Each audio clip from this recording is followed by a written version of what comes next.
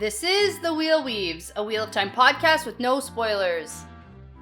Hey everyone, I'm your host Dani, and I'm the first time reader going through this series chapter by chapter. As always, there's no spoilers past the chapter we're covering, and that means it's totally safe for first time readers. I'm joined by my co-host Brett, who's a longtime fan, and he's guiding me through this journey. We'd like to acknowledge and thank our executive producers, Brandy and Kirkwood, Chad Welsh, Sean McGuire, Rikky Morrisette, Yanis, Albert Lorenzo, and Eddie Costello. We'd also like to thank and welcome Daniel Frost to the Wheel Weaves Patreon team. Thank you so much for your generosity and your support. We really couldn't do this without you. And in this episode, we're talking about chapters 25 and 26 of Lord of Chaos. Yeah, so chapter 25, we have lightning and rain, and chapter 26 is connecting lines. Yeah, nothing to do with cloud bowls. It was so funny, because that's what you thought last time. You were like, oh, we're getting the bowl with the weather. I was like, so obvious. So exciting. Nope. But I have a new catchphrase for this episode based on these two chapters. Okay. Ready for it? Yeah. What the hell is going on here? What is Rand thinking? Yeah, and a whole lot of other people. What are they thinking What's too? everyone thinking? What's happening? It's like part Harlequin romance, and now I get the cover. Okay. Yeah, it makes sense now. Harlequin romance novel. And part circus. And part, yeah. Equestrian circus. Equestrian circus. So anyways, I think my catchphrase, it works pretty well. Yeah, I actually forgot about that whole Bashir horse riding thing. We gotta talk about that because, wow, skilled and stuff. But pretty cool. What? What the hell is... Right? So the catchphrase works. It fits. Works. Yeah. Okay. Weird. And, I also have to tell you, I had to write notes, while reading for the first time to keep all of these Aes Sedai names straight. Oh, yeah. Okay. This is the first time I've ever realized... in the moment, note-taking. I need to know who these people are and what's going on, because normally I just glaze over the names and it doesn't matter, and it never has mattered, and it's never come back to bite me. Well, I mean, you say never, but it's from the very beginning I've been you need to learn these people's names. I know. I've been giving you the hints, we need to know who these people are. Probably often it comes back to bite me. But that's why I'm here, because I can break it all down for you. That's right, but let me tell you. I have a piece of paper. You do, with notes. with some jot notes on it. So Amazing. I will be referring to the paper notes. For who everyone is. No, don't look yet. I want to see it. I'm so curious. Okay. Do you want to start us off with something? Totally. And it's got to do with Ishara and the establishment of Andor. Because we get a nice little story time. And Rand gets to listen to some cool history. So I had to dive into that and see where it comes from in real life. Mm-hmm. So, okay. In Wheel of Time, and I'm going to break the story down when we get there, but Ishara is the queen who basically established Andor to what it is now. So, specifically in how she did it, was instead of vying for power when Archer Hawkwing's empire collapsed, she wasn't trying to get the throne and conquer the entire world. She carved out her boundaries, and she was like, this is Andor, and I'm taking this, and that's what I'm doing. Got it. Okay? So, first thing in real life, Ishara is an ancient deity from the north of modern Syria, and she's strongly associated with divination and prophecy in Syria. So we know that RJ likes his connections to how important Andor and Tigraine and all that Rand stuff is for the prophecies. Sure. So prophecy fits for Ishara. Sure. The second thing is that Ishara's plan to carve out the nation of Andor is very similar in the approach to Ptolemy I Soter in Egypt during the wars that divided the empire of Alexander the Great after his death. And we know that Alexander the Great is kind of the basis for Archer Hawkwing's empire collapsing too. Okay, so sure. It's we know that. We totally all remember that's a thing. We've done that, right? Well, yes. Okay, so Ptolemy was one of Alexander the Great's most trusted companions and military officers, which is identical to Suran and Ishara in the Wheel of Time. Okay, yeah. And Ptolemy focused on consolidating his power to control certain areas around not just Egypt, which was the main portion that he went for, but also gained claim to a part of southern Syria. Yes. Hence the Ishara That's deity. Right. That's fair. That so there we go. Sense. Boom. Connections. We did it. Okay. You did it. Great work. So let's talk about this cloud bowl that doesn't show up in this chapter. No. There's no cloud bowl. No. But It's so funny. yeah, let me tell you what happened last time. Okay. So Brandy and Sammy had a meeting, and it didn't go very well for Brandy. Okay. That's What? Grandel and Samuel. Oh my god. You actually didn't know. I actually didn't know what you're talking about. Because you said Sandy, I thought. Sammy. Okay. Grandy. I was like, is this a Grease crossover? Like, what's happening No, that's here? Sandy. You just... No, okay. Okay. Okay, I won't do that again. I tried a thing. You tried. It didn't work. I liked it, It's though. fine. I bet people like it. You need to, like, prep me before you make No, nicknames. I don't want to. Oh, I feel like I've called Samuel Sammy before. Like, maybe. Maybe once. I've repressed that memory, though, Maybe, I guess. Yeah. Okay, so also, Egwene went for a stroll in the city and discovered that the Aes Sedai emissary sent for Rand has arrived in Cairhien. And we are getting real close to when that might be important. Yeah. Not quite yet. Yeah, like the meeting. The meeting with Seems Brand.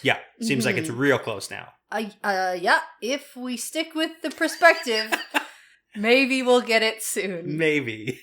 Potentially. Yeah. It seems like he's headed in the direction. It does seem like that. It's a perfect time to cut away for 17 chapters. Right. We'll revisit it next book. You know, it has been a little while since we've heard from those women over in Saldea. It's been a little... Saladar? Saladar. Oh my god. It's okay. Whew. We'll get there. We'll get there. Okay. It's vacation still. That's true. I haven't been at work for almost 2 weeks. Your My brain brain has turned to shut mush. off. Okay. Back on track. Here we are. Chapter 25. Like lightning and rain. Apparently that's how good the kisses are. Real good. Chapter symbol is the lion. We get that for Gawyn of Andor. Yeah. I suppose. Yeah.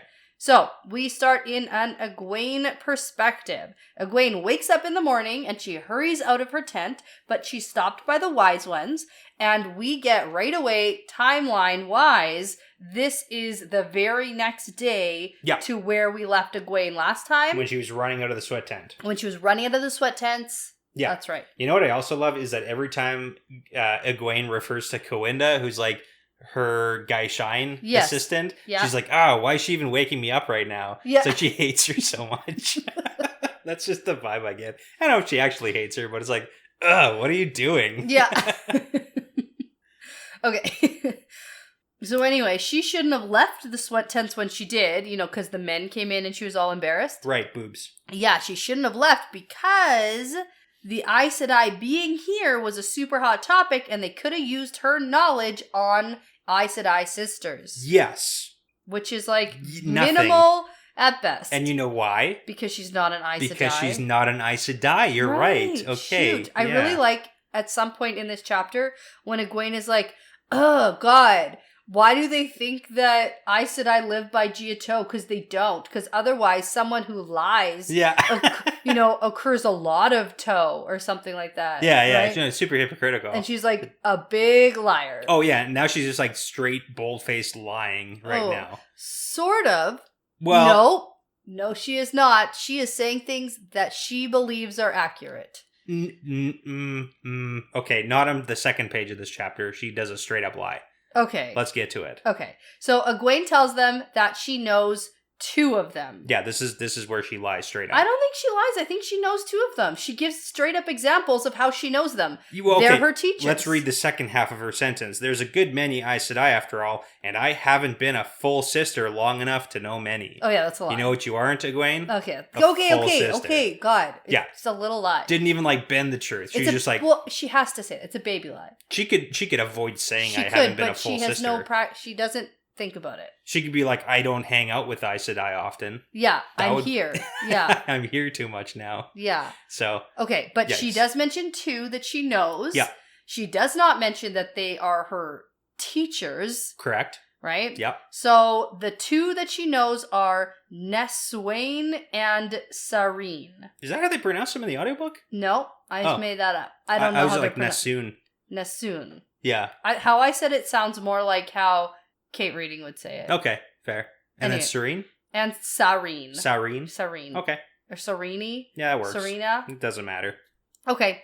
So, turns out that Nessoon is smart and interested in the Royal Library and the seals. Yeah. This is coming from my paper. Cheat sheet notes, okay. Yeah, because at some point, when we get into the perspective of the Aes Sedai later in this chapter, yeah, that's when I started reading and going, oh my god, I have no idea who anybody is or what's happening or what's going on. Gotcha. And I was like, ooh, didn't Egwene mention that she said 2 of these? Yeah. So I went all the way back and read this all over again, taking jot notes. Okay, yeah. So Nassoon's the one who's going after the seal information. The seals. And that's what the information, not the actual seals. And we also get later that she is brown, a brown Aja, which makes sense as to why she's interested in the library. Exactly. And then we also have the 3 wise ones who are going to be going to the library first to try to find whatever information she's looking for first or whatever. So there's that plan being enacted right now too. Mm-hmm. And then we get kind of a seal count from Egwene's perspective. Right. And they don't know the one that Taim gave to Rand. That's the missing one from the knowledge base. Okay, got it. So now we also get Sareen is a white sister. Yep. Who later we find out likes Moraine. Yeah, and super logical and stuff. And she's very logical. We get basically her perspective. Yeah. That's who's our next perspective is. And there we go. That's about it. Figured it out. Yeah. So Bear tells Egwene that she's their only real source for information on the Aes Sedai. Yeah, this was interesting, actually. Yeah, and she puzzles out that it must mean the sisters are shielding their dreams so the wise ones can't snoop in them. Yeah, because that's a pretty typical Aes Sedai habit is shield your dreams. Okay, yeah. But the wise ones can't snoop, and that's why it's a weird thing because we know the wise ones don't like to spy, and we get that a bunch of times, but they're totally cool with just looking in super invasively on your dreams. Yeah, that's fine. That's fine, and it's not spying, but spying is bad. Right. Now, we also learn through Egwene's super sneaky sleuthing. Yeah. She's like, oh, now where are they staying in the palace so that I, know where they are? It's really subtle. So that basically I don't run into them. I don't want them to know where I am. That would be terrible. Yeah, but then we find out that Barrelane's invitation to put them up in rooms was declined. Yeah. And the Aes Sedai are staying with some Kyrian noble. And it's not just some Kyrian noble. No. Does this one sound familiar to you at all? Erlyn. Yeah, Lady Erlyn. Lady Erlyn. Yeah. Well, no. Okay, we've heard her name once before. Okay. And she was one of the nobles who, way back in the Great Hunt... hit on Rand. No, chapter 26. That was the lady of the house that Tom was performing at. Oh, it was her... after she ran into Rand. But that wasn't the big night that you're probably thinking of. Oh, it was a different It was just night. Tom was playing at her estate once. That's it. Yeah. But we got her specific name. Okay, and her estate. Yeah. Okay, because then we also find out some information about Nyandi or something like that. Yeah, Nyanda was an advisor to Galdrian. And a Grey Aes And a Grey Aja, and she visited Lady Erlyn occasionally, and then that's why Egwene could figure out that, Lady Erlyn is probably either an informant for specifically, an Aes Sedai, or for the Grey Aja. Yeah, and in my brain, maybe she's Black Aja, because we know Barthanes was a Dark Friend, and if she's advisor to Barthanes... Galdrian. I thought she was advisor to Barthanes. Galdrian. Nyanda was advisor to Galdrian. It's on my paper. You wrote your notes wrong. Oh, nuts! No, check it out. Oh, no. Okay. Okay, we checked it, and it is, in fact, Galdrian. Okay, here's the thing. When they were talking about Galdrian's assassination... Right. In my brain, I thought... Barthanes' assassination. Right. Okay, never mind then. Okay. Exclude everything I just said. I'm bad at this. But that's okay. No, we're back on track, though. Anyways, Lady Erlyn is a Grey Aja informant, most likely. Mm-hmm. Okay, I'm cool with that. And that's why the Aes Sedai are staying there. That kind of makes sense. Yeah. Go to a place you know. Absolutely. Yeah. And so now, apparently, the Aes Sedai also have about 100 guards at this estate, and they brought more than 500 who are staying outside the city. Yes. That is supposed to be Gawyn's crew. They really think that they need this to escort Rand to Tar Valon. Well, I mean, okay. So to be fair, that was their offer. We'll bring Rand to Tar Valon. So you have to at least go. Is this honor? Is it an honor guard? Oh, for sure. Okay. For sure. Like, you have to at least send the quantity of people to make it look like you're giving an honor guard, whether or not that is the actual plan. Because it actually seems like, look at all the strength we have. It's not that strong, goes though. Sour. It's not strong. Like, 500 men isn't nearly enough to, like, overtake a city. No. It's enough to do honor to bring them back to Tar Valon. No, okay. So that's kind of the But it's thing. enough to, like, mess some stuff up on the way back to Tar Valon. I mean, okay. And, like, protect him and stuff, maybe. Like, protect him? No, I was thinking nefariously against Rand. Oh, okay. Well, I was just saying, like, okay, if Rand did happen to go with them and something did go down. I thought they would turn on Rand. Just like the 500 dudes, and he'd just blow them all up. I know he would, but Giant they don't fireball. know. They don't know how strong. Fair, okay. Okay. Anyways. I just don't trust any Aes Sedai. I mean, and you shouldn't. That was Moiraine's advice. Especially the ones with Elida. That was Moiraine's advice. Don't trust any Aes Sedai. So. All right, so now Egwene starts making some suggestions, trying not to sound like she's instructing the Wise Ones, but she totally is. Yeah. And she says that they should have some of the Wise Ones who can channel follow the Aes Sedai. That's actually a good plan.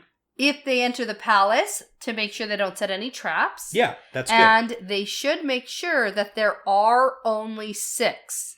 Yeah, so this is actually, again, super important because we kind of get a hint that there might not just be 6 Aes Sedai in Cairhien. Right. So this is the thing. If you tell Rand, like, hey, there's 6 Aes Sedai in this delegation or in this embassy, but then you have, like, 50 other sisters just like, oh, we're here for the convention this weekend in Cairhien. Oops. Whoops. Yeah. We all happen to be here. Like, there's that thing. And we kind of get, like, a hint that there might be more who are coming into town right now. Right. And Egwene tells them that Rand can for sure handle 2 women at once. Her and Elaine. That's what she said. Nah. And maybe he can even handle 6 Maybe. at once. I don't know. I think he should stick to the 3 because I don't even think he's handling the 3 he's got right now. He's not handling it very well. No? Yeah. That's a sex joke. Oh, man. That's a good one. All right. So now they definitely should make sure that there aren't any sisters hiding away. Yeah. So then the Wise Ones discuss which Aiel should be put on guard because it's a touchy subject. Yeah. Egwene says make sure they're not the Saswayamon. Spears of the Dragon, because they're going to be like, jumping to go and stab people. Oh, well, some of these people could probably get stabbed. I agree. Are you advocating for the stabbing of Aes Sedai? Some of them, yeah. So just, in the streets. Okay. Get them. All right. But besides that, Egwene is like keeping out of discussions. Right, okay. Now, after the meeting, Egwene is going to head into the city to scope out Lady Erlin's palace. Yeah. Now, I don't plan. know if this is like the best decision she's ever made.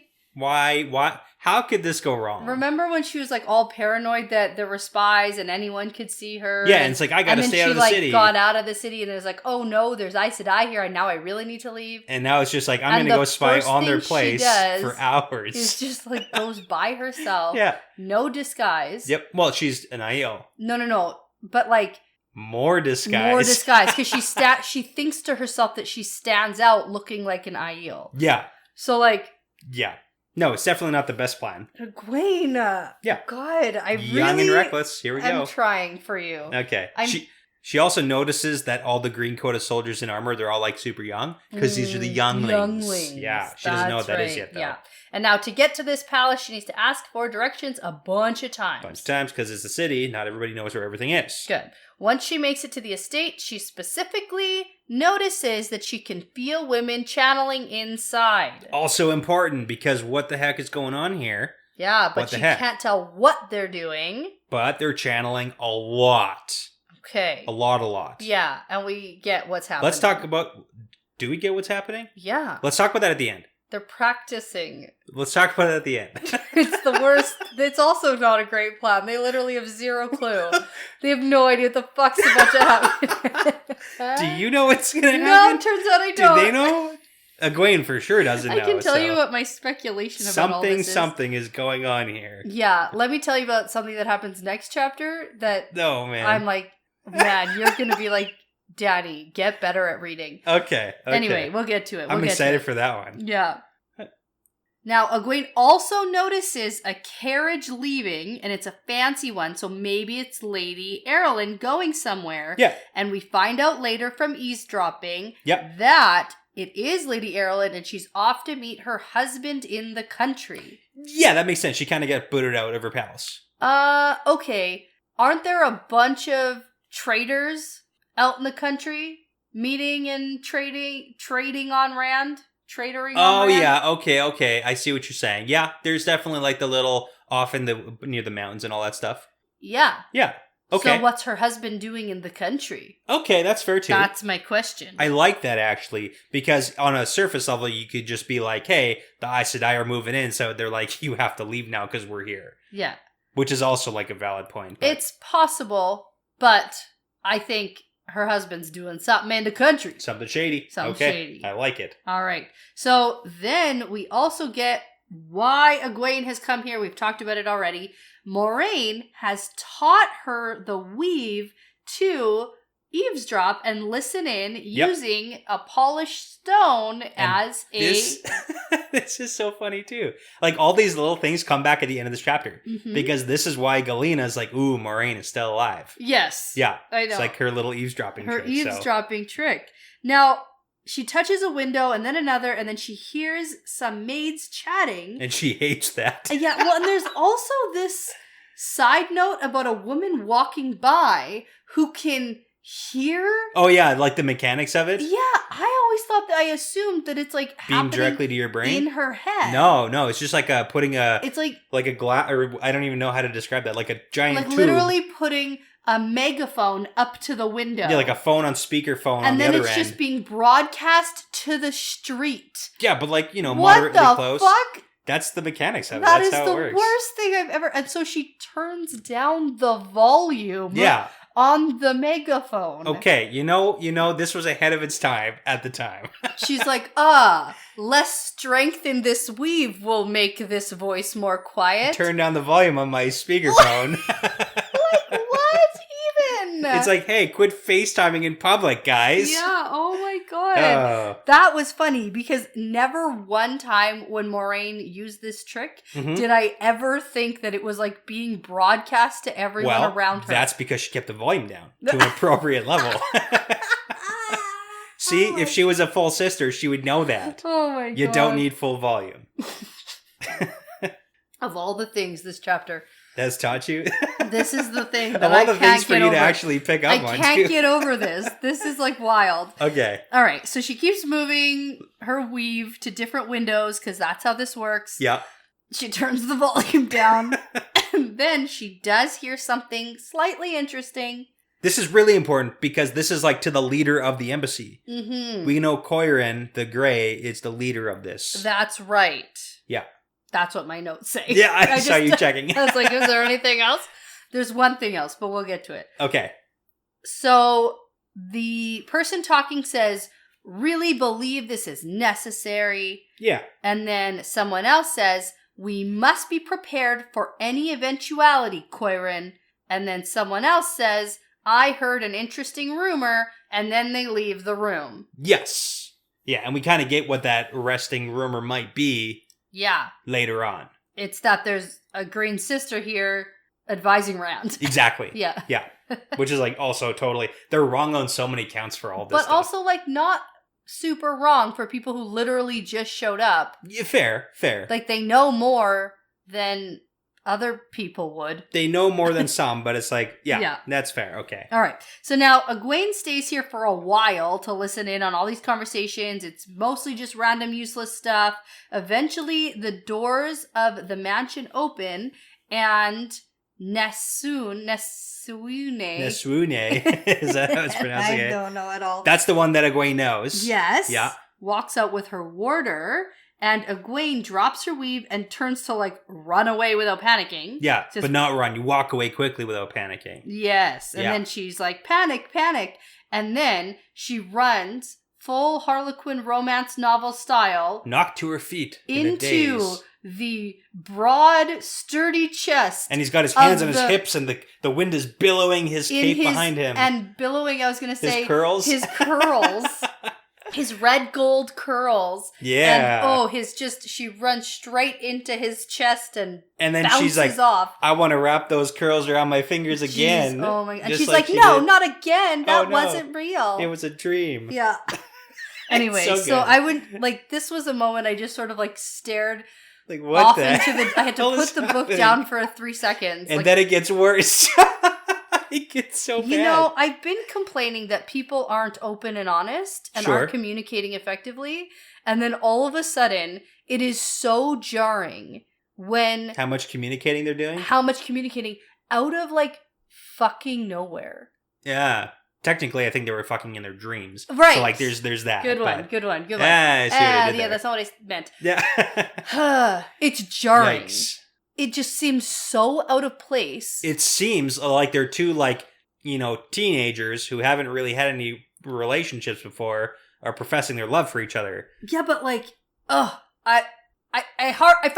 speechless. I find it hard to complain because they see each other, they share all this information. It's all very relevant and effective, and I'm just not used to it. And I've been complaining that nobody is communicating effectively about relevant information and helping each other. And then it happens between friggin' Egwene and Gawyn. It happens so suddenly that I'm like, this feels out of place and weird. Yeah. And I don't buy it. Okay. I don't know. It's just, I don't know.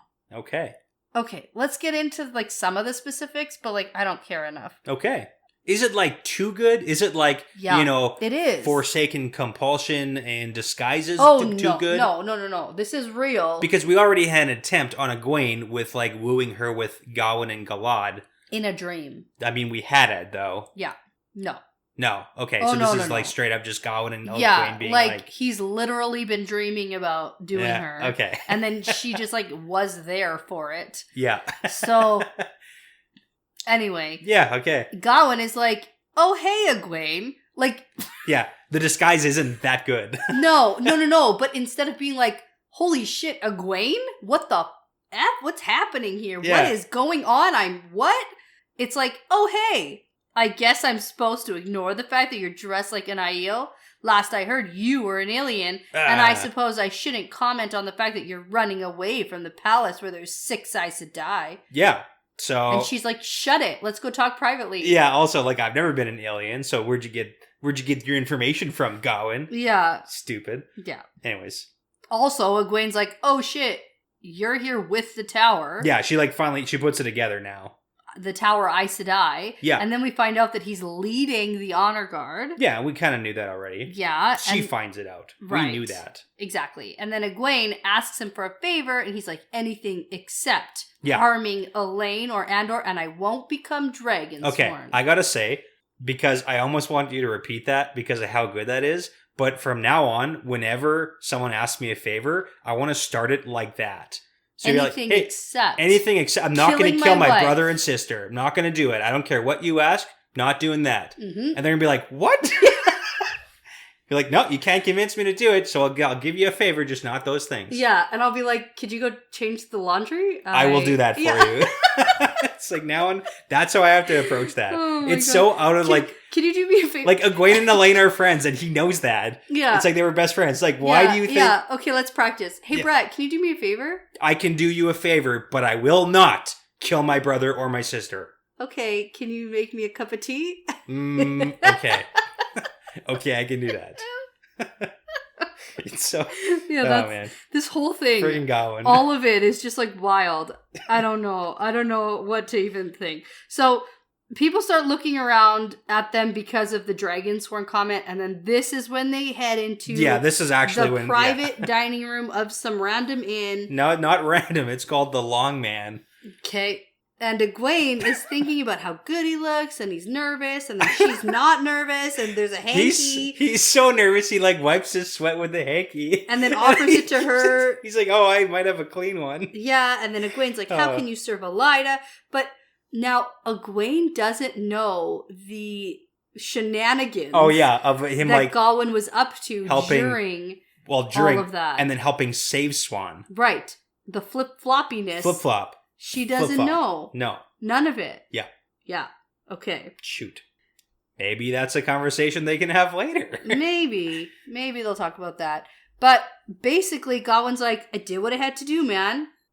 Yeah, I mean, we've kind of gotten in his own head about the flip-floppiness nature of it. Like, he knows that he's doing the flip-flopping. Yeah.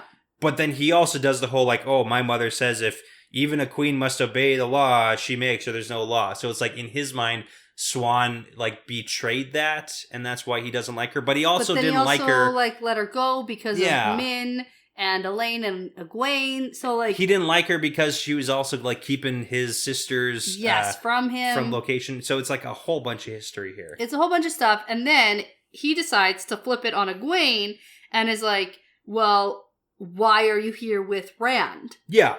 And she's like, because he's the freaking Dragon Reborn. Yeah, like, why do you hate him so much? And then Gawyn shouts, he killed my mother. And then Egwene shouts back, no, he didn't. No. So there's all these rumors about Rand killing Elaine, and Egwene's like, that's literally bullshit. Yeah, also, like, I can verify that Elaine is fine. Yeah, but I can't tell you where she is. Of course she's not going to tell. And I was like, okay, so Egwene still won't give up the location. Yeah, which is like, okay, is that actually a good idea? Yeah, and I said, at least she's consistent. Yeah, fair. At least she's consistent. It would have been so infuriating if she had given the location of Elaine to him. Yes. Because of the side he's on. Exactly. But it's like, she should have given the location to Rand. Like, and I mean, Elida's side already knows about Saladar. Yeah, they just don't know that she's there. Well, they will, though. They will soon, once that emissary... one lady. Yeah. The one... Tarna? Yeah. Tarna. Yeah. Yeah. Until when she gets back. Right. So shoot. Okay. Uh-huh. Everyone but Rand and Gawyn are going to learn about it. Okay. Yeah. How about that? So now the conversation goes in a different direction when Egwene won't tell Gawyn where his sister is. And it's weird because he's like, I used to think, I'd be your warder. And Egwene's like, you will. And she thinks about her, like, foretelling type dream. Yeah. Ish, where he's kneeling with her holding his head. Yeah. Right? As in, like, giving the warder bond or something. Right. So. And Gawyn's like, it's not me, it's Galad. And Egwene's like, no, it's you, I love you. And he's like, I can't be your warder, I'm Elaine's first prince of the sword. He also thinks she's joking about the whole, like, I love you business. So we had, like, a whole bunch of I love you, I love yous. Oh my god. It's, like, wild. Very romance style. And if the queen can be Aes Sedai, the prince can be a warder, so you'll be mine. It's a whole thing. They make out, and turns out the Rain and Lightning is how good the kissing is. Yeah. And it's not the Cloud Bowl. Not the Cloud Bowl, it's the kissing. And so the kissing, it's hearing that she loves him. Yeah, That's what it actually is. But it's all wrapped up together. Oh, totally. All right. And the makeout session is like, there's a couple of them. There's a couple of them. So, once that makeout session is done, Egwene asks him not to mention her to the other Aes Sedai. Yeah. And he promises not that he won't, so that's good. Positive. Mm-hmm. Yeah. So he seems to be, like, on her side with this business. Yeah. He's not, like, totally enveloped with the Tower Aes Sedai. Yeah, except then he tells her that she needs to go back to the tower to study because she can be a powerful Aes Sedai. Yeah. And then is like, do you have a plan to return to the tower without penalties? Yeah, it's like, and number one, like, not your business, Gawyn, about if she's going back. And number two, no. No, the plan is to make sure that Elida is no longer Amyrlin, and then I'll go back. And then maybe I'll go back. Yeah. We'll see. And then, if my predictions are correct about the Saladar Aes Sedai wanting her to be like Amyrlin somehow. Oh, right. Yeah. Then, that's an even bigger thing. So, let's wait and see how that's plan how that rolls B. out. Okay. Yeah. Because I've been thinking about it. I just can't think of anything about what they might be talking about. Yeah, we're going to need to, like, get back in that perspective. Yeah. Yeah, we are. Yeah. All right. So, now Egwene has one more thing to ask Gawyn before they're done. She has a lot of favors of people. Yep. She doesn't give up very much, though. She basically, like, professes her love. Yeah. What's that really worth, though? That's enough for Gawyn. I guess so. Yeah. She basically is like, don't hurt Rand, and I'll prove to you that he didn't kill Morgaze. Yeah. She doesn't know how she's going to do that, but... Well, I know how. You just got to find Morgaze. Right. He's still alive. Right. That should, like, clear everything up, right? Mm-hmm. Hopefully. Sure. Ideally. And then Gawyn's like, let's run away together. Yeah. I have a vineyard in the country. We can get married on the way. It's like such a romantic proposal. And she's like, no. No. She wants to. Like, she thinks about it. Yeah. She doesn't want to have babies, from what we know. Oh, definitely not. But, like, she could see herself marrying him. Maybe, In the countryside. Yeah, but no, she needs to go become a wise one now or something. Like, what's her trajectory right now? What's her game plan? Like, what's her objective? No, she doesn't want to become a wise one. She kind of said that because it's like, no, I'm not going to be a wise one. She really wants to Aes learn Sedai. all the dream walking stuff, and then she'll become an Aes Sedai. Yeah, she wants to do both, but more specifically Aes Sedai. Yeah. So, all right. Oh, and then also it's kind of implied like he thinks that she's asking him to spy on the sisters for her. Yeah. Because it's like, oh, I'll betray everything. I'll do that it for you because I love you so much. Yeah, even though she doesn't ask him that. Literally met twice. Yeah. And spent no time together in tricky. The last year. You know what? Yeah, it's tricky. Okay. Okay. Fine. There's time to learn about each other when they're married in the countryside. Right. And then they decide on a meetup plan, which is very risky for the both of them. A little bit. Terrible idea. A lot of bit. Well, it sounds like it's not going to be every morning that they're going to meet at the gate. It sounds like most mornings, and then they have another makeout session, and then she heads back into the city. Yeah. That's it. Okay. Yeah. So like most mornings, we're going to get to see some interactions. That'll be nice. Okay. Do you think it's going to go poorly? Really?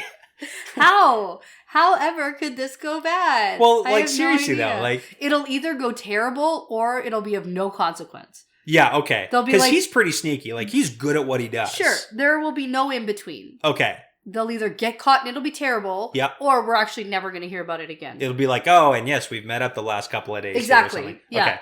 Cool. Yeah. Those are the two choices. All right. So now we have a perspective change to one of the 6 Aes Sedai who are in Cairhien.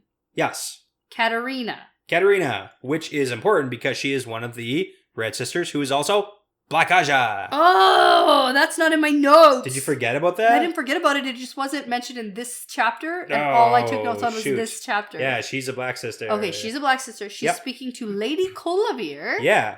About how when we bring Rand to Tarvalin, we're going to need someone in power here. There's going to be a power vacuum and we want you to fill it. So basically, this is... Okay, do you remember who Colavir is? Yeah, she's the lady who is trying to set up the young ladies with Rand. Yes. And the one who Aviendha beat up. Yes, because Rand was like, hey, let's go to dinner. And then he no-showed her. And then Aviendha showed up to beat her up. And then beat the crap out of her. Yeah. So yeah. And then also she's Cairhien, and just so you know, because the next guy is Terran. So she's Colavir is the Cairhien noble. Okay. Because then we have Nesuene. Yeah. Yeah. Just say it different every time and we'll be just like the audiobooks. All right. She is having a conversation with Lord Mylan. He's the Terran noble who is the OG in charge guy Rand sent. Right. But he's also the one who's not exactly doing what he's told all the time. Right. And that's the thing about Colavir is that she's also clearly not, she's like the bootlicker who's going to act all nice, but is not in fact nice. Okay. Same with Mylan. Yeah. Sure. Okay. That's why Barrelane's in charge right now, because she actually is on Rand's side. Right. But everybody else is not. And these sisters are clearly cutting Barrelane out. Well, no, maybe. I have something else to say about that. Okay. Because we'll get into that perspective next. Okay. When we hear about Barrelane. Okay. And so, basically, this Aes Sedai is saying the same thing to Mylan that she said to Colavir. So this is interesting. Yeah, that they're doing the same thing to two different It's levels. like sneaky, underhanded planning. Okay. But I don't know if they're 100% aware of who they're sneaky, underhanded planning with, because it's sneaky, underhanded planners. Yeah. So this is just what I was going to say about the whole Barrelane cutting her out thing, because hypothetically, if these the Tarvalin sisters were here on truly good intentions, and they were escorting Rand to the tower, then why wouldn't Barrelane, the woman he put in charge of Cairhien, remain in charge? Because she's the one who's in charge of stuff. Why wouldn't, even if he's just going with them, why wouldn't she remain in charge? They're doing a bunch of underhanded sneakiness to set up a new person in power who probably would be like a Tarvalin sympathizer versus Barrelane, who's clearly putting up resistance. See, the way that I read this, so the next perspective we get is Sarene. Yeah. Or Serena or something. Sarene, yeah. She's sitting with Coirin and Arian, yeah. And they're talking about how Barrelane might end up being difficult. Yeah. And so the way I interpreted this conversation or this paragraph was that Sarene was one who went to talk to Berylane. Okay. So I thought that there was 3 of them going to talk to like the Cairhienin, the Terran, and then the Maianer Berylane. Okay. And I thought they were like saying the same thing to everybody, covering their bases, Sure. depending on sort of like what happens in the power structure after Rand leaves. Yeah, and that's the weird underhandedness is like, Well, why and it is there a sounds vacuum? like there was pushback from Berylane on this particular topic because Berylane probably said if Rand's not here, he's still in charge. Yeah. When they were trying to put her in charge. And it's like, I am in charge when he's not but here. The other 2 were probably more susceptible to the promise. Yeah. Like, that's how I read this. Okay. Does that make sense? It does, yeah. Because they're like, oh, Berylane might take some more time, right? Anyway, I just thought that they were already talking with her and she was being difficult as the other 2 weren't. Okay. Okay. Good interpretation. All right. Yeah, and then we also hear a rumor that there is a green sister in Rand with Tyr, and now she's here in Cairhien. And then Sarene thinks about how this means Moiraine is here, and there's a green sister here. Yeah, so that's why there's like this dual thing. Oh, I was also going to mention that they're supposed to meet with Ericombe tomorrow, which is another one of the Terran nobles. So the scheming doesn't seem to be done yet. So they're not just meeting with the Cairhienin, a Terran, and the Maianer Berylane. They're also meeting with another Terran. Okay. There's a lot that they're There's meeting. more meetings going on. Oh my goodness. Yeah, lots what of a meetings. tangled web we weave. Tangled web, am I right? Right. Okay, so yeah, but anyways, that's when we get the whole rumor about it. There's Moiraine, and there's a green sister. And then Galena's like, I don't know about that. Maybe Yeah. Moiraine is posing as a green sister. Yeah, because they also realized that someone channeled at them this morning. That was Egwene, Yeah. right? And then we don't know for sure why, but we can probably guess it was like spying. And that's when Galena's like, hey, I know that Moiraine had that neat spy trick. So Yeah. it's definitely probably her. It's definitely Moiraine. I don't believe that she would die so conveniently and without a body. Yeah. And then Galena clarifies she believes Moiraine is the green sister they've heard of. It's a great escape plan. Yeah, from the what a arrest better way to warrants. hide. And Sarene is one who likes Moiraine and doesn't believe, and also is so logical Yeah. that she could never think about ever masquerading as a different Aja than you've chosen. Yeah, and that does kind of seem to fall in line with like most Aes Sedai like mentalities, is that would be so extreme to Yeah. pose as someone who you're Like, like sleeping with another woman's husband. yeah, like that's just But like, I would it shouldn't never happen. marry anybody because it's super illogical. Yeah, you can't stay together forever, right? Never. So it's like, yeah, Yeah. makes sense. But anyways, is it the 2? Is the 1? Is it just Moiraine? Is it, ooh, spooky. What's going on? All wrong. They're completely wrong. Yes, they are. Love it. So now Coirin tells Sarene that she must, quote, take her turn again.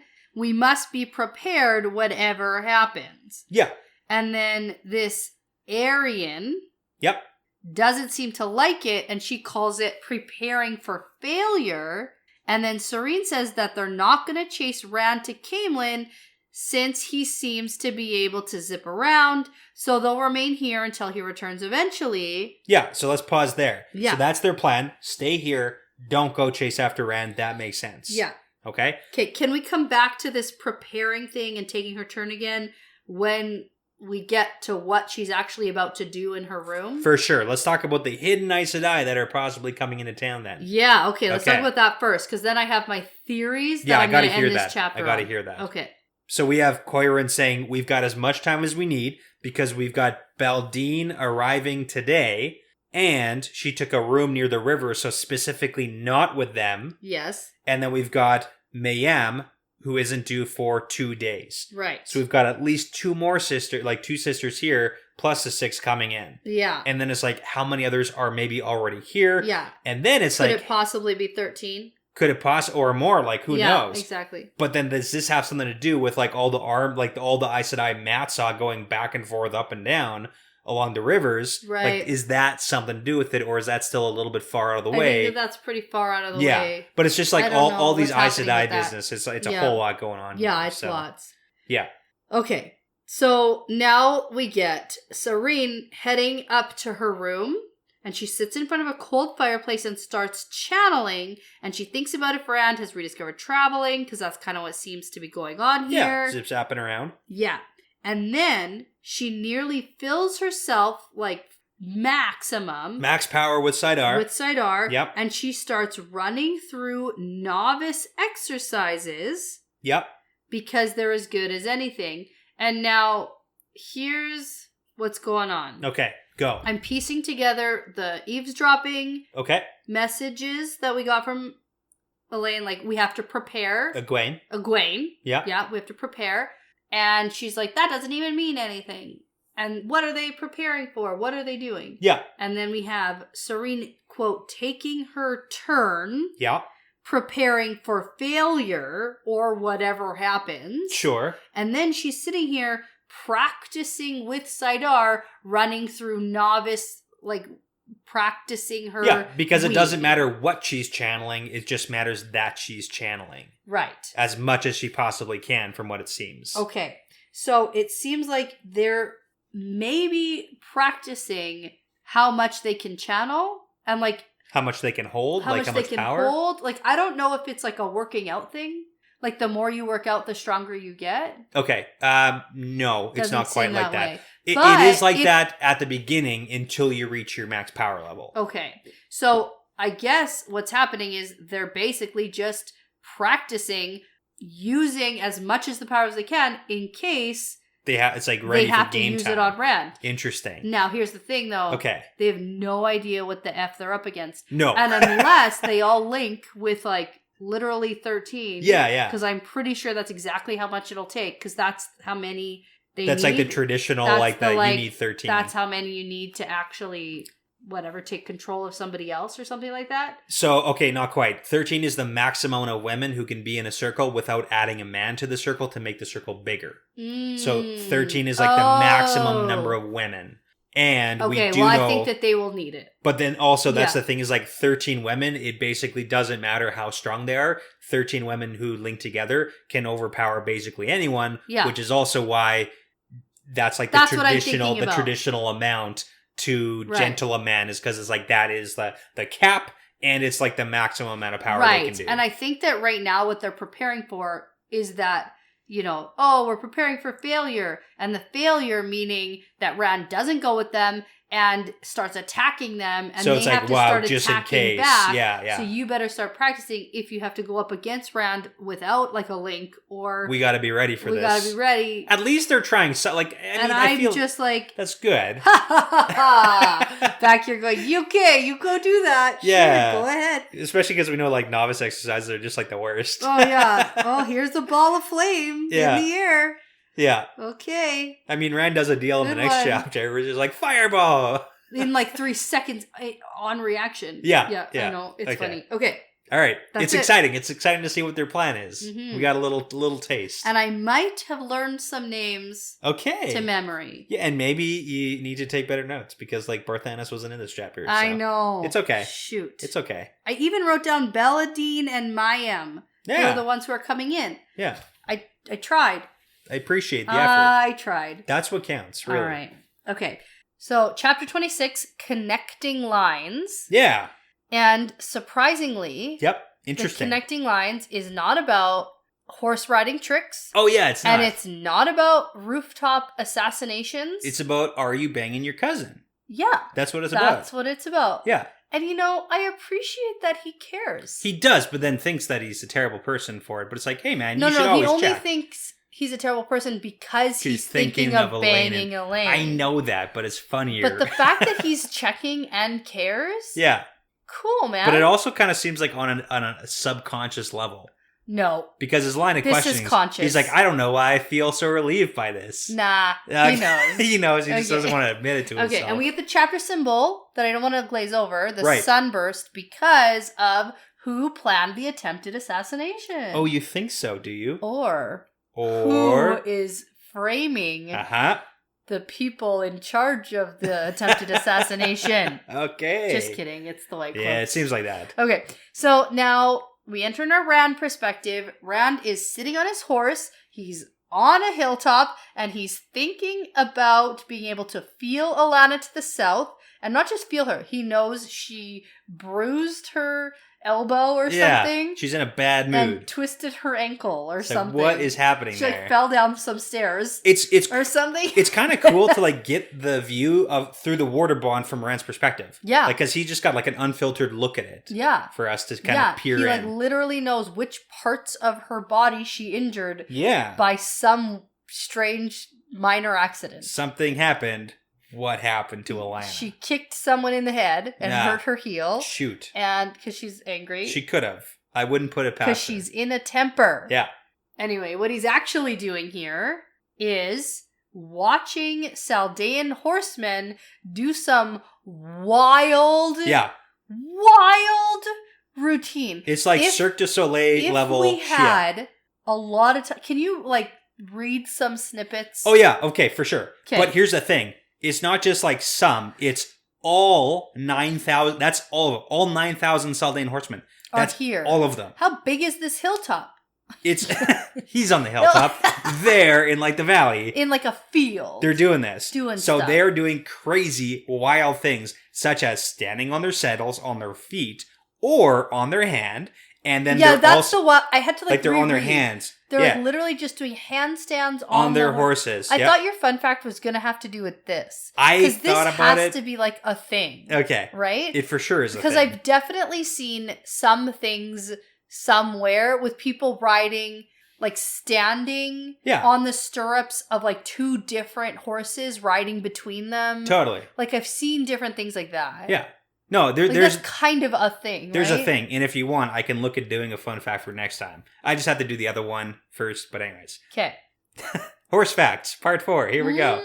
Okay, but oh they're my God, also. I should have done the horse facts. They're also doing things like swinging low to the ground and slapping the ground from their horses, and then they're also doing a thing where they crawl underneath their horse while they're galloping and hold on and like scamper back up. This sounds like a rodeo thing. What is happening? Right? Like, this has got to be a rodeo thing. It sounds like a rodeo type because thing. It sounds dangerous. It's horribly dangerous. Like, horses galloping are just going to trample you. Yeah, and it's like your army.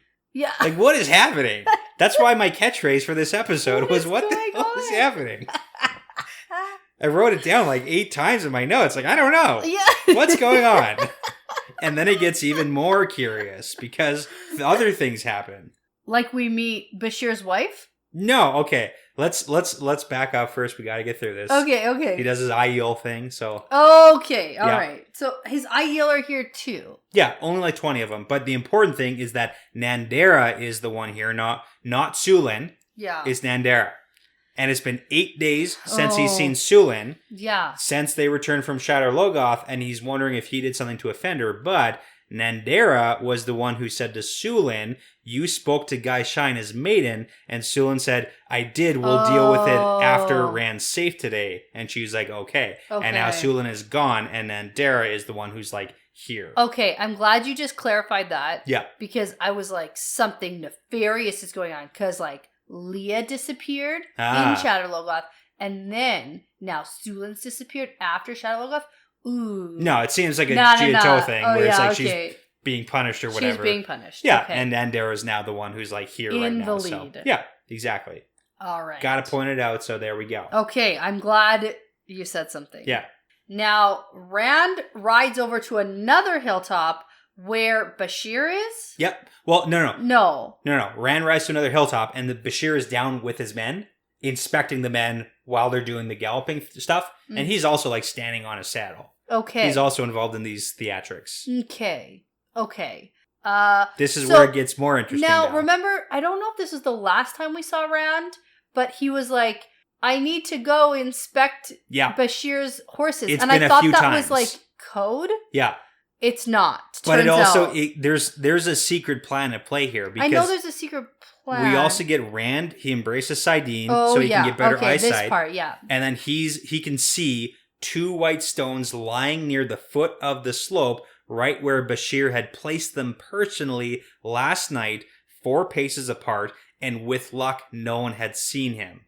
And with luck, no one would ask too many questions about this morning. So, yeah, it's like a rodeo or something going on, and all the Saldaean horsemen are here, and Rand's here watching, and Bashir is inspecting the men doing the rodeo stuff. But the white stones set down are... by Bashir personally, and hopefully no one noticed. It's like, what is going on here? Yeah. Secret plan, something. This is a weird one. What's happening? Yeah. Mm-hmm. So is this part of the whole, like, Oh, it's gotta be. it's like the wink, wink, nudge, nudge. You gotta come inspect the horses, Rand. I don't know. I think he actually wants to show off his horses. But it's like, to what purpose? For fun. Look what we can do. Look what we can do. We're so impressive. Aren't you impressed? The Trollocs are gonna be like, oh man, this is pretty cool. Let's watch. Like, what? I don't know. I'm gonna stop them in their tracks. If you can be this good at riding a horse... Yeah, you're good at riding a horse. Then if a Trolloc tries to pull you off of your horse... You just like crawl underneath the horse and be like, I'm under here now, you dumb Trolloc. Exactly. Handstand. Kick the Trolloc in the head. Right. Perfect. That's like the best technique. Because they're from the Borderlands, right? Like, this is a thing? Yeah. Okay. Oh, yeah. They're trained like, warriors. All the armies to, like, be able to do this? Yeah. I didn't expect this. Yeah, I mean, I don't know if it helps that the Saldaeans are, like, on average a little bit shorter from what it seems like. Like, Bashir is a short dude. Good on their horses. Like, horses are their place that they are, and they can get underneath horses easier. Sure, let's go with it. Crawl around. We're just going with it, and then I also am interested to meet Lady Bashir. Yeah, Fayo's mom. Yes, whose name is Deira. Deira, yeah. Yes. Which is, like, briefly mentioned here one time. Yeah. So she doesn't seem to be a fan of Rand. Not really. Yeah. Cool that she's here. She's not in on the secret plan that they have together. No. It's like, maybe. Nah, she doesn't. Okay. But I have to tell you, I definitely did a lot of skimming and did not read this fully. And I was like, oh, Bashir's wife, Fail's mom, is here. And I noted her name. Yeah. Cool. What did you do? Tuck that nugget away. What did you do? No. Okay, tuck it away. Okay. We're coming back to it. Oh my gosh, okay.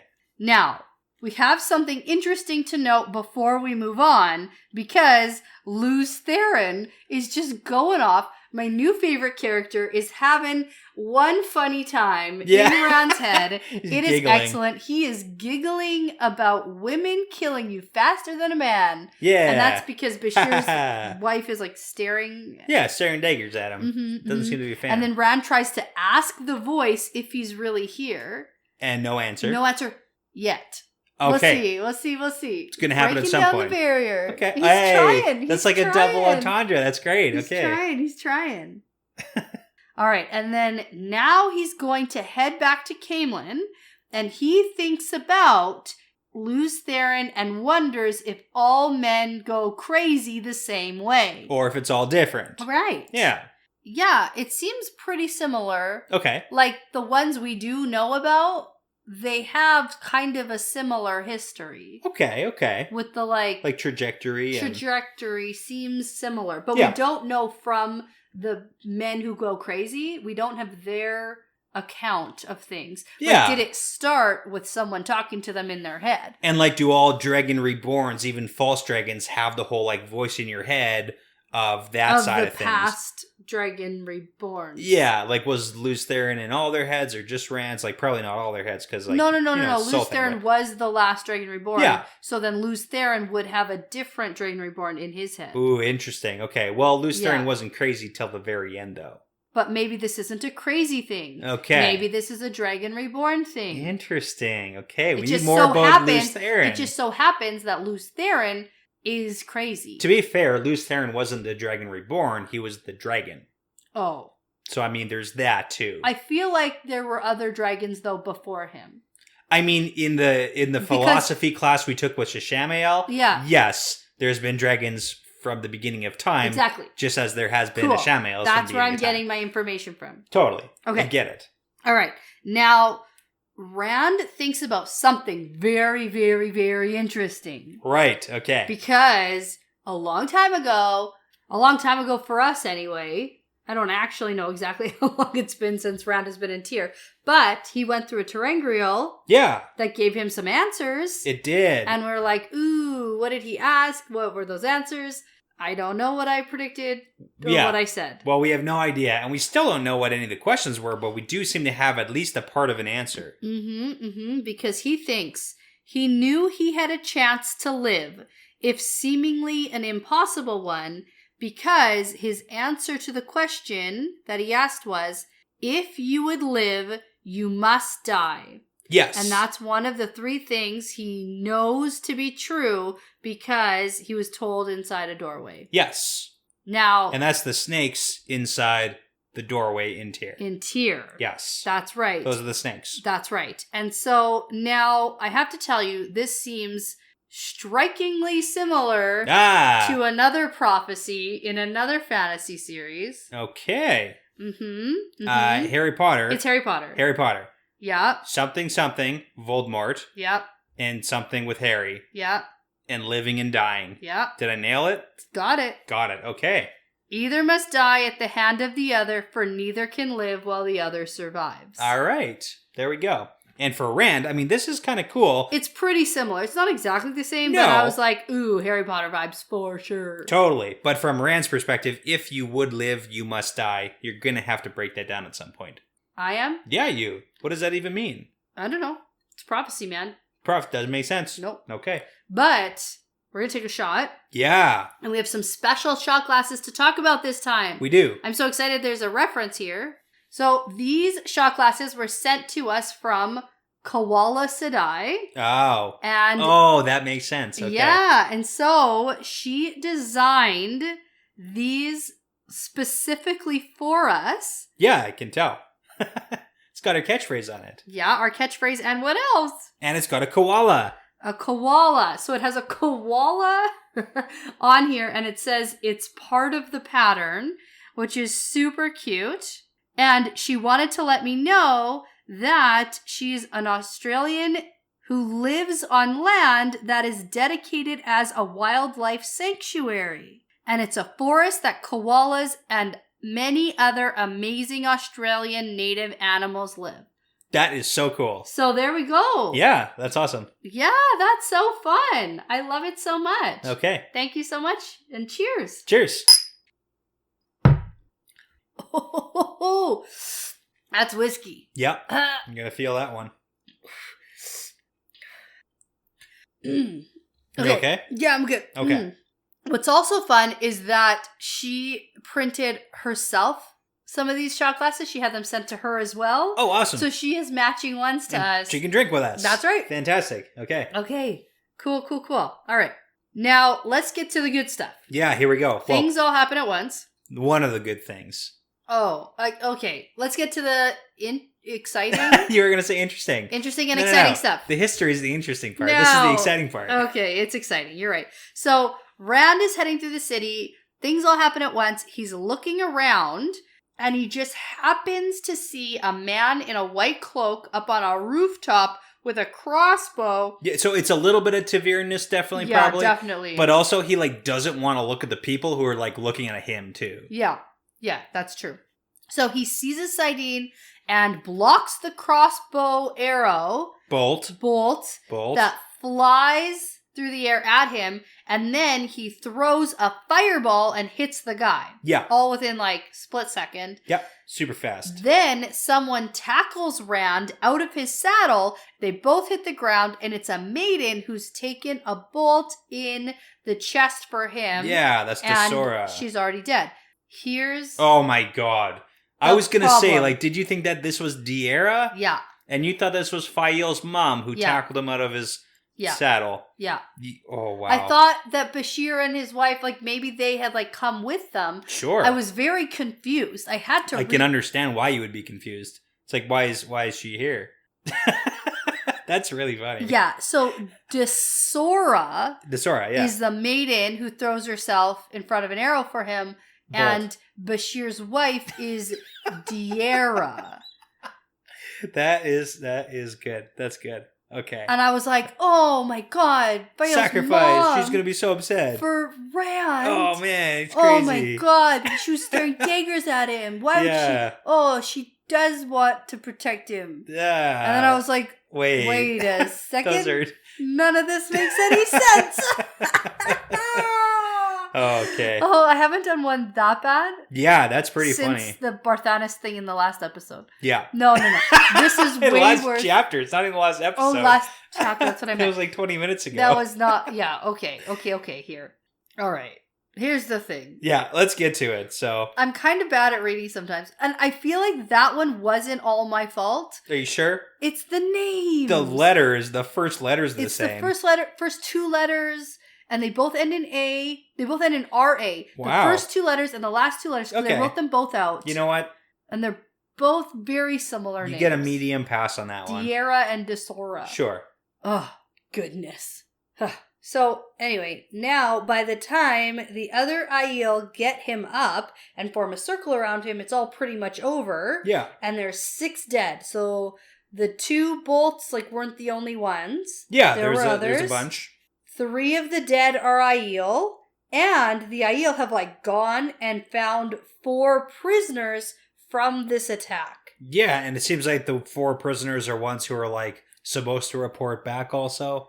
So right, if things didn't go well. Right. And so I don't think whoever planned this attack was thinking that it would go this poorly for them. Yeah, I mean just shoot them and get gone. Yeah, exactly. Why 6? Who else were they supposed to get? Yeah, well, I mean, that's the thing. The Aiel were, blocking the crossbow bolts with their bodies, this is giving me Faldara vibes. Okay, yeah. Crossbow bolts, yeah. No, not crossbow bolts. When somebody shot a bow and arrow and it hit Rand, but we weren't sure who it was actually targeted at. Yeah, him or the Amerlin. And it was totally Rand, because he's the... Rand. Dragon Reborn, so that whole business. That whole thing. And it's kind of like this same thing. Yeah. Someone else. A little bit. In a crowded place. Okay. From a rooftop, shooting arrows at Rand. There we go. Except this time he stopped it. He did. Good for him. But also sad because people died. Right. All right. So now Rand asks if the Aiel are sure that these 4 prisoners were actually involved, and then he has a bit of a weird internal struggle about using balefire. Yeah, and LTT's don't use it, and Rand's balefire will solve everything because the whole turn back time situation. Because, yeah, exactly. Yeah. Sure. No, Rand. Yeah, and that's why he's did one of these guys actually fire the bolt, though? Yeah. So, Rand, don't do it. Right. And so it turns out they definitely were. They all have white cloaks on with sunbursts on them. They're white cloaks. They're white cloaks. Yeah, it seems like that. Right. And now it seems that way, but if white cloaks were actually involved in this situation, do you think they would not would wear? They want to be identified? Yeah, that's the question. It's why are they wearing the actual white cloaks? But also we know that Pedronile feels like things are getting out of hand. And it's we also know we should that have white killed them when we had the cloaks chance. are super overconfident. Yeah, definitely. And also maybe dark friends too. So also some of those. I don't know. So it really could have just been white cloaks. Yeah, I don't think the dark friend thing. Okay. Here. Just straight up white cloaks. Because we know that the dark one doesn't want Rand dead. Yeah. So this doesn't seem like a dark friend thing. That's good rationale. So this could be a literal Pedronile thing. Yeah. Because he feels like Rand's gotten out of hand. Yeah. Okay. So now that's what Rand thinks anyway. I'm maybe 75% on this. That it is white cloaks? Yeah. Okay. And Pedronile. It could be white cloaks, but maybe those rumors that they concocted have maybe been getting a little bit out of hand. Okay. And then some of the white cloaks are taking it upon themselves to do this, maybe. Yeah. Maybe. Okay. No, I like it. I mean, you got justification, so it works. I just don't know about any of this. Okay. I'll take 75%, sure. I'm good with that. Okay. All right. So, anyway, 3 of these people are going to hang. Yep. And the one most cowardly one... That's what it seems like. ...is going to ride back and tell Pedronile what happened here. Yeah. And he doesn't say, no... or I don't know Pedronile, or well, he's not gonna say that to Rand, who's you're gonna watch your 3 friends hang, and then I'm gonna let you go free. Yeah. The other guys seem to not really like him at all because whatever. But. Yeah. Okay. Whatever. So after this is all done, Rand lets go of Saidin. He goes over to Desora's body. He looks down, memorizes her face and her name. It's a whole thing. Yeah. And this is bad, though. Yeah, because then he starts thinking of other names on his list. Yes.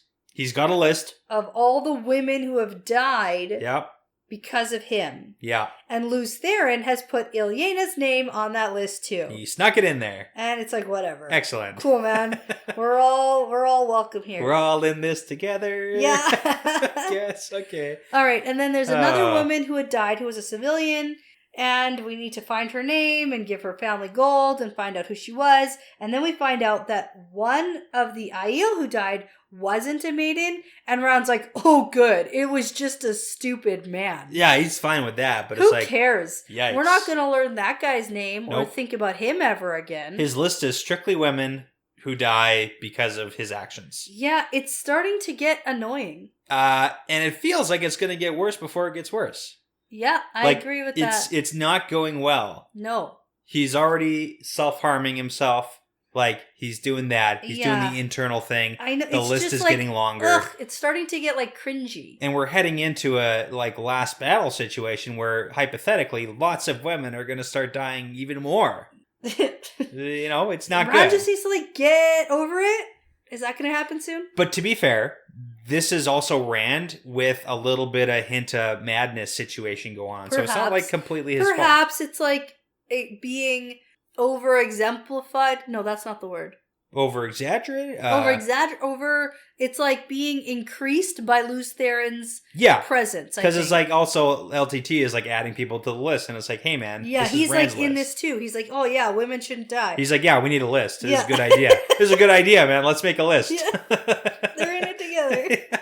Okay, so Rand turns away now that this is all done. The maidens seem to understand how he feels, but they can't do anything about it. Yeah. He gets on his horse and he gallops away. This isn't the first time he's done this either. You were literally just shot at. Yeah. And we are hopeful. Yeah. Pretty confident. Threat's over, guys. We did it. There's no one else. We did it. Okay. He gallops away. He's done this before. He does this. I know. This was when he was bonded. Yeah. Warded. He galloped away, but it's hey, stop running away from your guard. But this specifically, there was a legit actual attack on you. Yeah. And he's if I'm away from them, the attack will just be me. I'll be able to stop the attack. See, I would just make a little dome of air around me at all times. At all times. Yeah. There's nothing bad ever goes, it comes from channeling. No, dome 24/7. of air around your entire guard at all times. 24/7 channeling, nothing could go wrong. At least when you're riding through the city. Totally. I'm actually fine with that. That sounds good to me. Okay. Do that. Yeah. Figured it out, guys. There we go. Cool. Okay. Now he gets to the palace. The head maid lady tells him that there's a petition for his audience from a wave mistress of the sea folk. And she's doing it with her hands waving in the air like that. Yeah. Just like you're doing right now. Oh my God, so much going on. That's how he knows it's important. What is happening here? And I was oh, right now? No, later this afternoon. This afternoon. Later. Not now. And he thinks about how Moiraine didn't bother to teach him anything about the sea folk. Yeah, she probably doesn't know very much, and she had other important things to teach him. Well, she knew one thing. Well, okay. That she could have, mentioned in passing. Okay, fair point. But it's, not it's at this secret. point. It doesn't matter. It's a sneaky secret. I like how he puts it together that he's Wave Mistress sounds important. That sounds like a title. So that sounds like a thing. Put him in the hall. I'll see them this afternoon. That's right. Cool. So then the head maid is there's someone else to see you.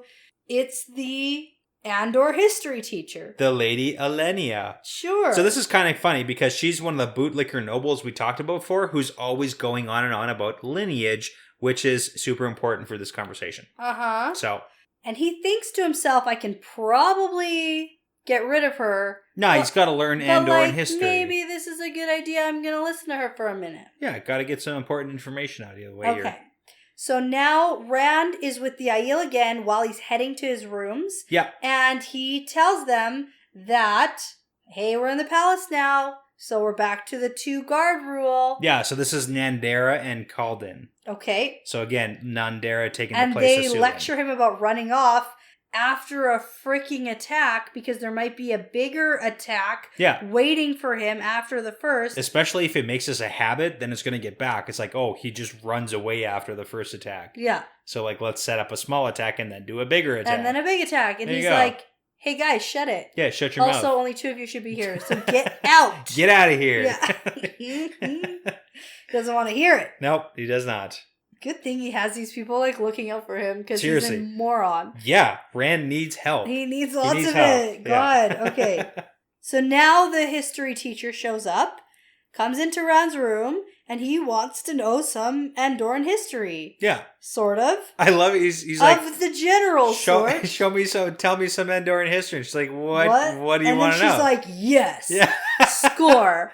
I love this shit so much. She goes on. I'm going to teach you about what I like, what she likes. Yeah, this reminds me of like the high school literary arts teacher. Sure. Who just gets to go off on stuff. Yeah. That she just like loves with the like AP Lit students. Yeah, that was me. I know. That was my class. I never was. That was great. I know you were. That's like I'm literally poking fun at you. Oh man, I can't believe you do that to me. Okay. I don't even know. What was the teacher? Miss Keller. Oh yeah. I hope she's doing okay. Yeah. Yeah. She was fantastic. Oh yeah. Okay. Okay, go. Okay. So here we go. Tell me some medium important information that I don't care about and won't remember. Go. Okay. So the important business here is we had, Andara Castellane is like the OG, but then the important person is Ishara, who's her daughter. So Ishara brought her husband Suran to Andor. Cool. So the woman was the one who was Andorran beforehand. Of course. Anyways, Ishara becomes queen, and she's the one who convinces her husband Suran to raise the siege of Tar Valon and then bring a bunch of the army back to Andor so they can start like hammering down the lines so they can carve out their little section in the world.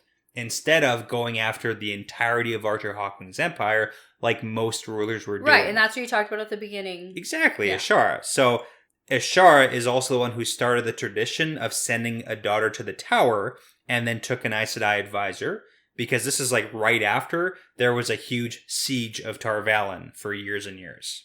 Okay? Yeah. So it's like reestablishing Aes Sedai relationships. And then queens after Ishara kept doing that tradition, but then basically Ishara is the one who did the most for claiming land around Caemlyn and then solidifying power, but none of her sons lived past the age of 20, and then also, like, none of the queens that reigned in the 100-Year War after Arthur Hawking's empire collapsed, or like for 120 some odd years, none of the queens had sons who lived past age 23 because there's so much war going on. Mm-hmm. And then we get that little reference to the Four Kings battle. Oh yeah, and then there was a village named after Four Kings. I like that. I like that tidbit. Okay. Yeah, so that was fun. Yeah, that's one thing I like. And then she's starting to like rant and ramble, so then Rand kind of cuts her off and he's like, okay, hang on here. Are all queens descendants of Ishara and Suran? So he gets in a roundabout what he wants to know about. Yeah, and Elenia says, yup. And it's a matter of how much of Ishara's blood you have. Yeah, it matters how many connecting lines there are and in what degree. Chapter title. There we go. We got After everything that's happened, that's what this chapter is named for. It's the most important subject of the chapter, because then Rand is trying to clarify exactly what do you mean. What do you mean when you say they're all related? Because here's just some off the top of my head, without really thinking about this, Tigraine and Morghese, for example. It's like, how does that all work? Are they related? Yeah. Oh yes, they're cousins. Yeah, and that's the whole thing, because Morghese had the best claim to succeed after Tigraine, but does it mean that they're closely related too? And Elenia is like, yep, they're cousins. We're all cousins. Everybody's cousins. And Ron's like, that doesn't seem possible. Yeah, Ron's like, what? And he's like, wait a minute. Let's say you were all farmers. You know what's good? She's like, hold on. Fuck farmers. No. Wait, it's better than that, because after she's like, yep, we're all cousins. All the houses, we're all cousins. And Rand's like, we're all cousins? Yeah. Then he like downs half his drink. Yeah. He like takes a breather and it's like, oh God. Yeah. Okay, you're right. Anyways, back to the whole like, screw farmers. And then she's like, farmers are stupid. Why would I consider that we're farmers? And it's like, fine, okay, and pretend. And she's like, okay, if we were all farmers, nobody would consider us related at all. Yeah, not even a little bit. The connections are too far back. Yeah. And then Rand's like, not related. Okay. Cool. Okay. Not cousins. Okay. And then she starts going off on a rant about her own lineage, and then comments that Rand actually looks a bit like Tigraine. It's and like, then get he's out. like, lesson's over. Yeah, going out. Out of here. Yeah. Don't even say any of that ever again around me. Oh, man. Okay. Anyway. So anyways, So that's then hilarious. he's like, cool. Not related to Elaine. Phew.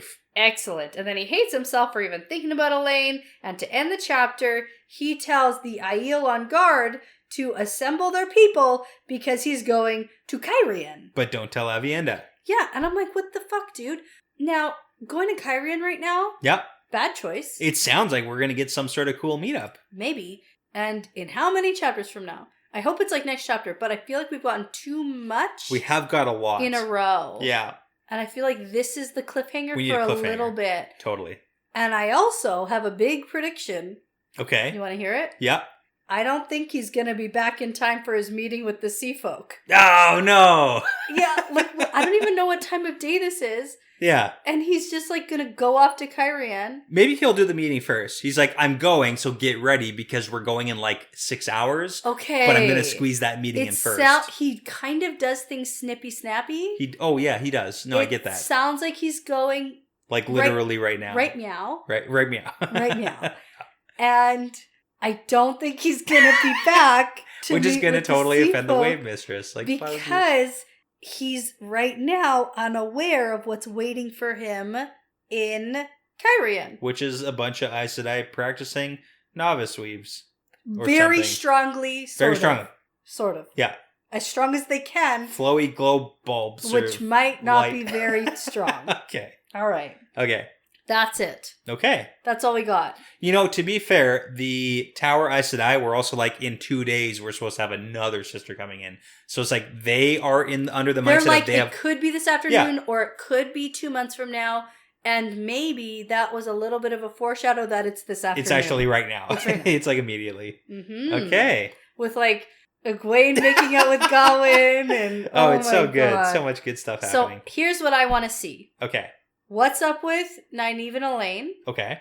What's up with the Caemlyn emissary from Saladar? Yeah. And you know what else I want to know about? Perrin. Perrin. Oh my god, I was joking. No. Oh. I want to know where Perrin is. Okay. Potentially with Fael. Potentially not. What's up with the Ogier heading into the Two Rivers? Is Loyal actually there? Is Fael still there? What's going on? What's going on? Okay. I want to know. Okay. That's it. Those are the things I want to know. It's a short list. I like it. Okay. There are so many things to choose from. I don't even know what... Well, I think we all know what you have to go with. Okay. So before you do a whole bunch of horses on your tricks for literally no reason... Yes! I'm going to say that this is part of the pattern now. Yeah, it's part of the pattern.